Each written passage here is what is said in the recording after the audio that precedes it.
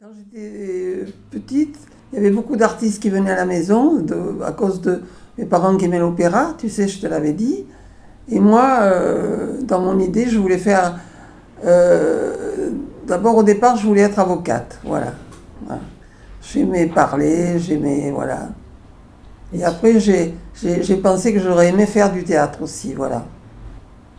Seulement, oh là là, quand j'ai parlé de théâtre avec maman, maman s'est mise à hurler, tu veux devenir une pute, il faut coucher pour réussir, en fait, tu vois un peu le style. Mais maman était très sévère, si tu veux, très carré, très... Et papa, c'était mon papa et mon grand-père, c'était mes copains, voilà. Voilà. Et maman, j'avais une relation, il fallait pas trop parler à table, il fallait pas ci, il fallait pas là, enfin, tu vois.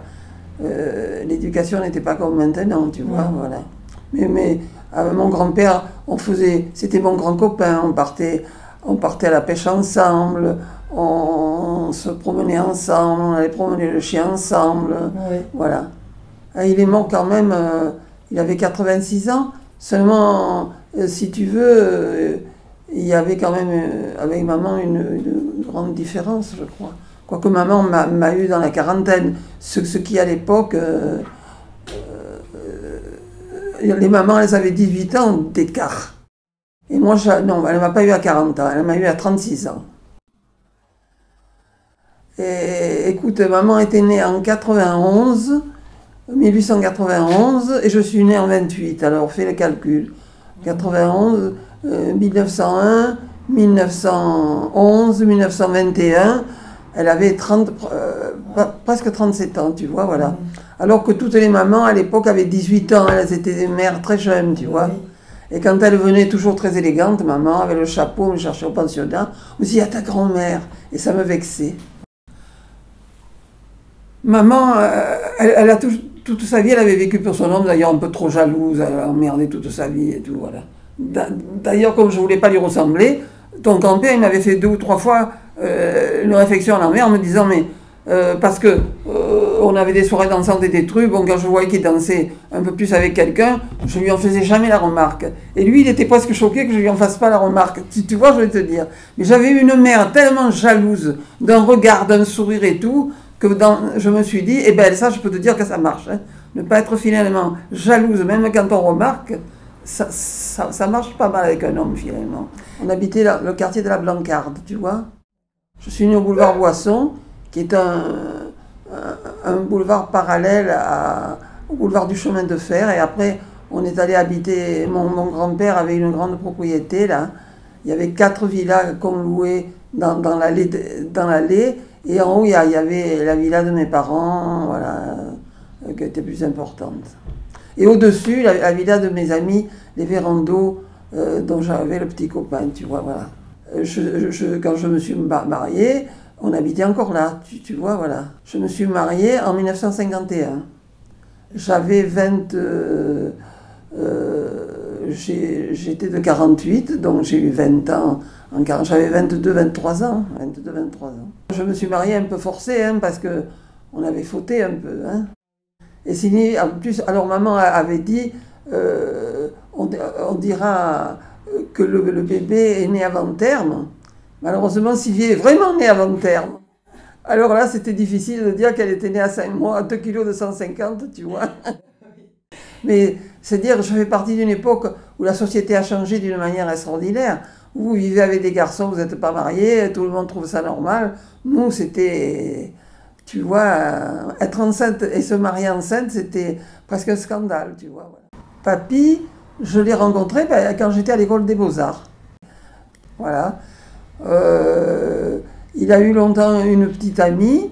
Moi, j'étais amoureuse d'un autre garçon que je trouvais assez beau, mais qui me regardait qu'à demi. Et le jour où il m'a invité, ce garçon qui me plaisait tant, il est venu et il m'a dit, voilà, je vous invite, on fait une surprise party chez les architectes et je vous invite.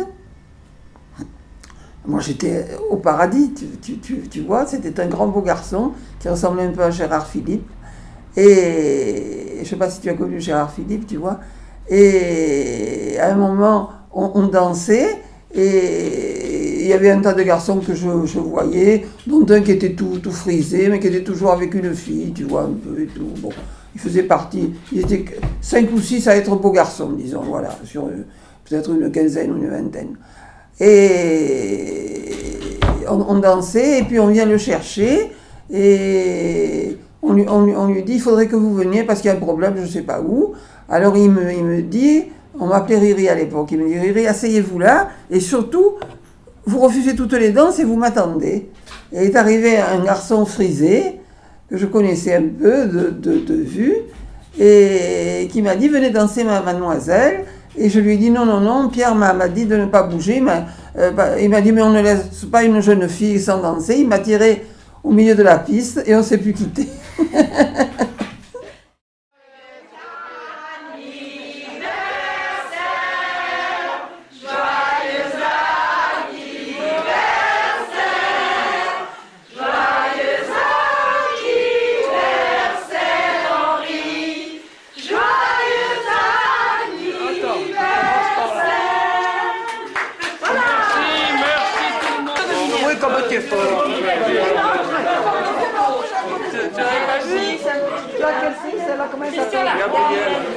Pourquoi vous les mettez sur la croix? Je l'ai couché là. Vous allez coucher? Et voilà.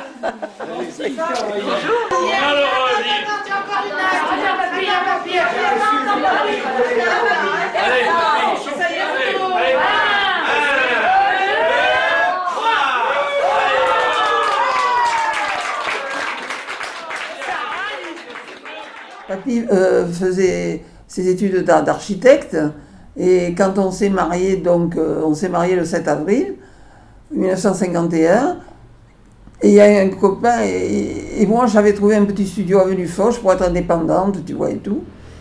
Il me dit, écoute, tes parents ont une grande villa, on a notre chambre indépendante, je te promets que d'ici un an je te trouve une maison parce que lui il était fou de pêche, c'était un des plus grands pêcheurs au harpon de Marseille. Il y avait même des gars de l'équipe Cousteau qui étaient venus voir comment il fabriquait ses ceintures de plongée, pour te dire s'il était connu. Et il me dit, non, non, je te promets que d'ici un an, je te trouve une maison entre les Catalans et les Goudes. On s'est mariés le 7 avril 51, et le 1er septembre 51, on habitait là.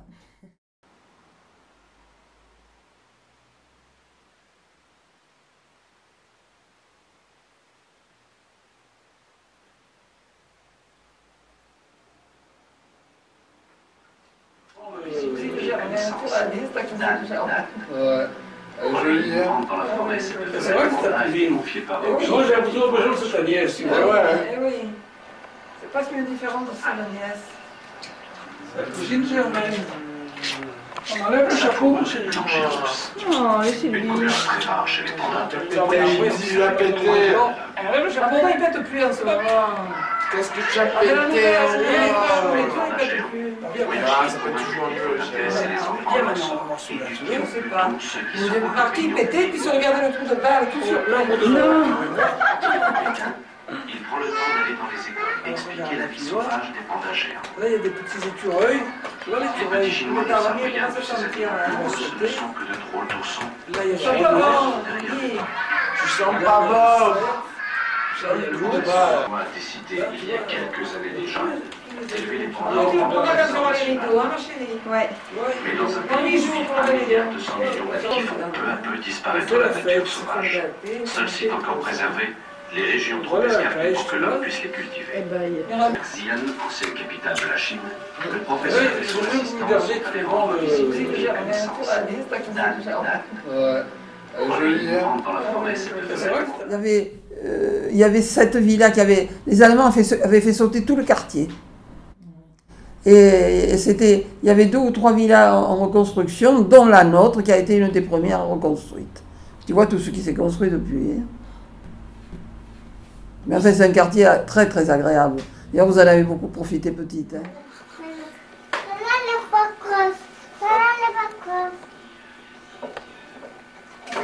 Avec papa, dit c'est rare. Un petit coucou à maman, à la caméra. Va t'asseoir à côté de papa, chérie. Viens t'asseoir à côté de papa. Viens ici, vite, vite, vite. Et voilà. Petit amour. Et voilà. pas toi. Pas toi?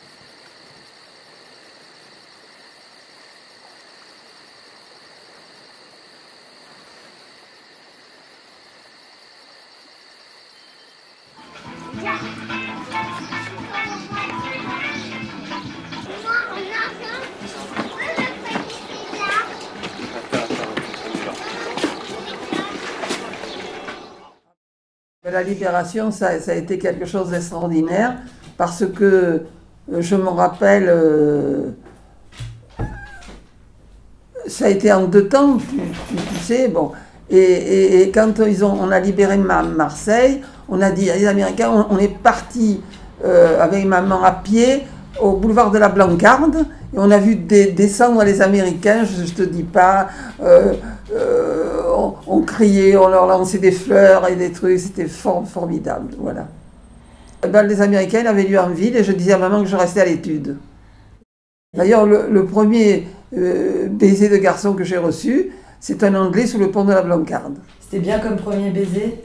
Ah ben non, parce que je savais quelques trucs sur le sexe, parce que j'avais lu des bouquins en cachette de mes parents, mais le baiser, ils te disent jamais ce que c'est. C'est-à-dire, si tu lis ces bouquins, ils te disent il embrasse tendrement, il embrasse fougueusement, il embrasse assis. Le sexe, ils te donnaient des détails importants. Moi, j'ai cru qu'il voulait me manger cru. Alors ça n'a pas été une réussite, ce premier baiser. Et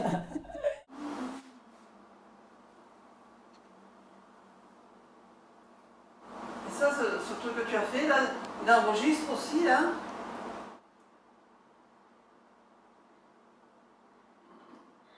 Voilà, coquine, on une photographie.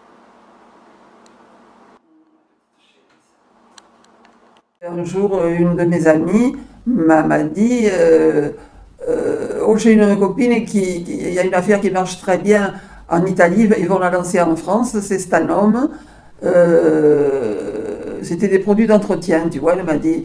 Elle me demande si on connaît quelqu'un, et c'est comme ça que j'ai connu Henriette Marzano, et que je suis rentrée donc à Stanome, où j'ai eu une super belle carrière, puisque tu te rends compte, j'ai été démarrée vendeuse, bien sûr. Hein. Après, j'ai monté des échelons. Je dirigeais le tiers de la France. Je faisais les meetings. Je ne faisais plus la vente à domicile. Je faisais des meetings. Au fond, c'était du théâtre, tu vois.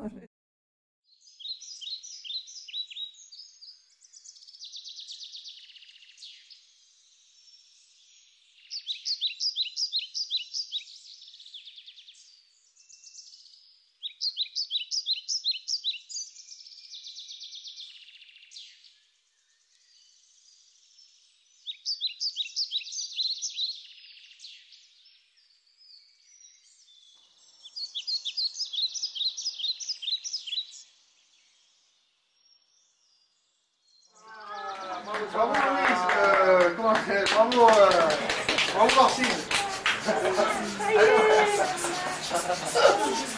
la 2, à la 3. Allez, Allez, souffle. Bravo. Non, c'est l'anniversaire de Sarah. Tu l'as eu, Gabriel? Ouais. Tu t'avais regardé, ça fait 2 fois qu'on le fait. Bravo. Doucement, Antoine. Encore une fois et après on le mange. Et son anniversaire, tu vas lui priver de Sois un peu souple, ne sois pas aussi rigide et que... C'est des enfants, hein?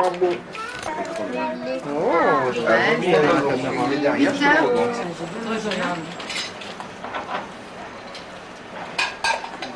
Et tu finis pas ta tarte? Si? Ah. Sarah, tu as vu maman, c'est là dans les mains?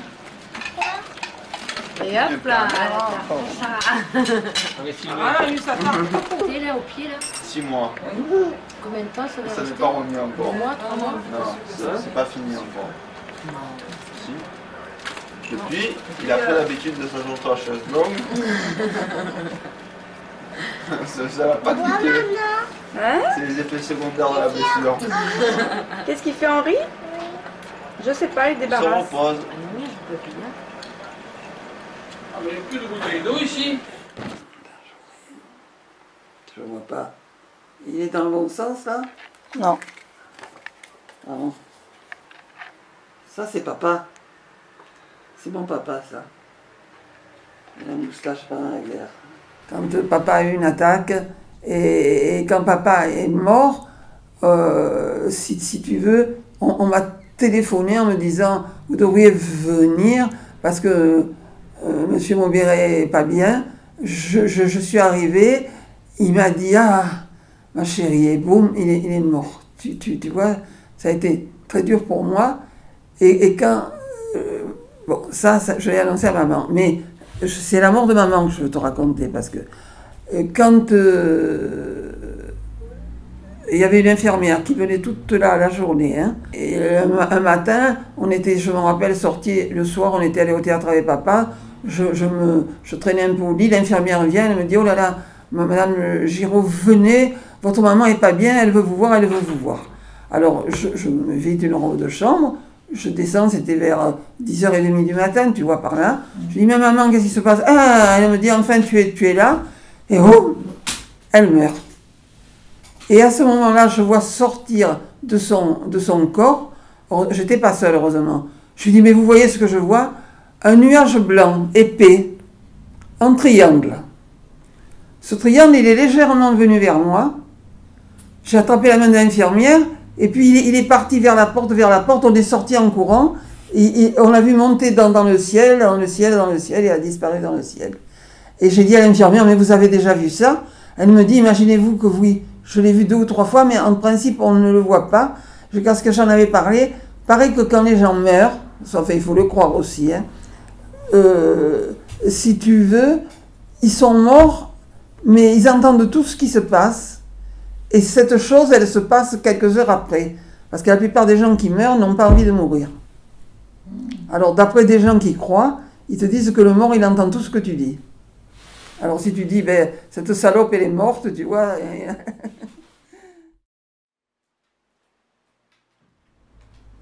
Depuis ça, je me demande s'il n'y a pas quelque chose quand même.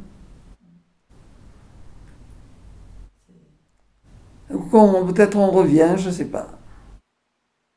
Se blottir dans le ventre d'un de nos descendants, je ne sais pas. J'en sais rien, je me suis toujours demandé, tu vois.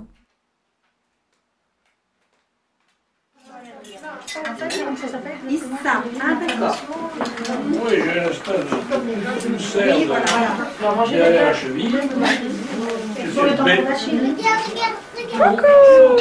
Allez, C'était un absolument autre bénin. invité. On sert les invités d'abord. Hein. Sarah. Et, Sarah, c'est pas Sarah.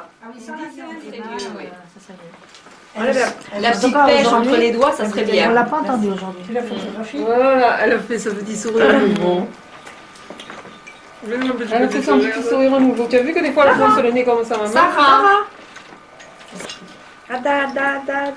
allez, je vais faire le café. Si je peux passer, je vais passer par devant. Ada. Où elle était? Sarah, elle est partie dehors, alors je vais la chercher. Dis-moi, Elle est partie au bord de la piscine. Tu te rends compte? Tu vas vous relever ici, s'il te plaît. Oh, Dans un an ou deux, vous allez voir comment elle va nager. Déranger. Jamais j'ai vu comment elle fait. Henri, Jamais j'ai vu. faites-lui là, papy. Qu'est-ce qu'il y a, mon amour? Tu vois le belle manière de son papy, à toujours. Oh là là. Et son papy, elle fait ça, elle fait ses manières.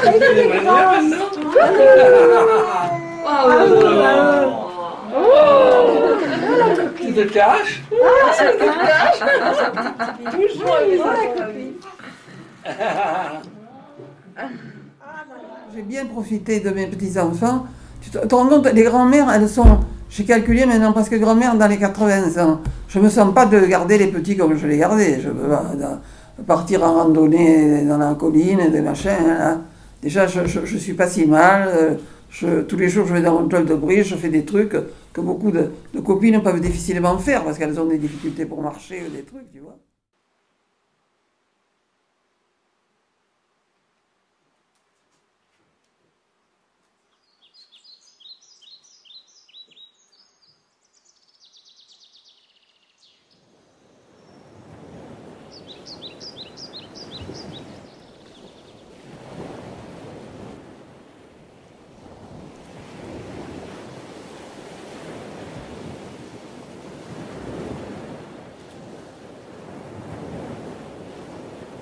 Tous les soirs, je fais mes prières.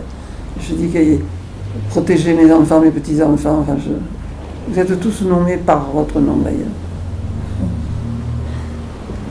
Pour moi, la définition du bonheur, ben, c'est à l'après-midi avec toi. Tu vois, c'est un moment de bonheur. C'est regarder le ciel quand il est bleu, c'est regarder la mer quand elle est belle, ou même quand il y a des vagues. Ce sont des flashs, le bonheur, pour moi, tu vois.